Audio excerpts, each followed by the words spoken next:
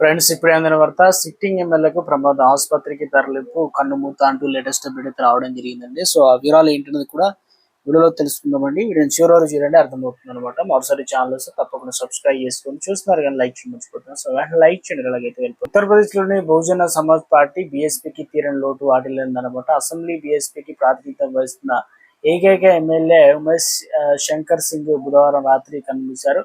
కొంతకాలం brain tumour తో బాధపడుతున్న ఆయన ఢిల్లీలోని ప్రైవేట్ ఆసుపత్రిలో చికిత్స పొందుతూ తుది శ్వాస విడిచారు. ఉత్తరప్రదేశ్ లోని టస్రాద్ అసెంబ్లీ నియోజకవర్గం నుంచి ఉమాశంకర్ సింగ్ వరుసగా 3 సార్లు ఎమ్మెల్యే గెలుపొందారు.